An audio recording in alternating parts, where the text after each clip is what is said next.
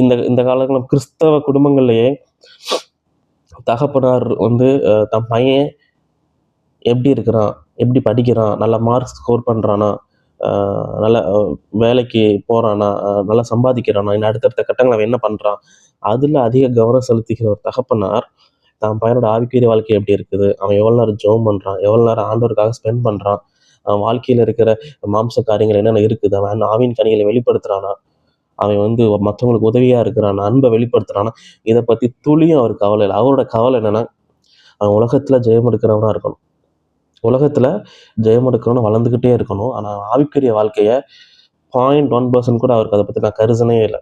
இது கிறிஸ்தவ குடும்பங்கள் நடக்கிற ஒரு ஒரு அசிங்கமான காரியம். இது வந்து பேரண்ட்ஸ் பிள்ளைங்கன்றல, கணவன் மனைவிலேருந்து உங்கள் ஃப்ரெண்ட் சர்க்கிள்குள்ளே, உங்கள் ஃப்ரெண்ட் சர்க்கிளில் நல்லா ரெண்டு கிறிஸ்டியன் நண்பர்கள் இருப்பீங்க. அங்கே அடுத்தவங்க ஆவிக்குரிய வாழ்க்கை பற்றி ஒரு கவலையே இல்லாமல் நீங்கள் இருப்பீங்க, நல்லா ஜாலியாக சுற்றுவீங்க 2 பேரும். அந்த ஒரு மோசமான காரியம் மாறணும். உங்கள் ஆவிக்குரிய வாழ்க்கை எப்படி இருக்குது அப்படின்ற கேள்வியை இன்னையிலேருந்து நம்ம கேட்க பழகுவோம். ஏன்னா நான் கேட்க ஆரம்பிச்சிட்டேன். அது புரியுது, எல்லாத்தையும் நம்ம எடுத்தோன்னே கேட்க முடியாது. அந்த சூழ்நிலைக்கு புரிஞ்சு அந்த மனிதர்களுக்கு தன்மைகளுக்கு ஏற்ற மாதிரி நம்ம கேட்க ஆரம்பிச்சே ஆகணும். அப்படி கேட்க ஆரம்பிக்கும் பொழுது மட்டும்தான் இதனால் ஒரு மாற்றம் நிச்சயமாக உண்டாகிறதுக்கு காத்துக்கிட்டு இருக்குது. அதை நீங்கள் கேட்கும் பொழுது அது நடக்கும். தயவு செஞ்சு இதை வந்து என்னப்பா இந்த கேட்குறதுலாம் என்ன ஆகிட போகுதுன்னு நீங்கள் நினைக்க வேண்டாம். நீங்கள் கேளுங்க, அந்த மாற்றம் ஆட்டோமேட்டிக்காக ஆண்டவர் நடத்துவார். சரிங்களா?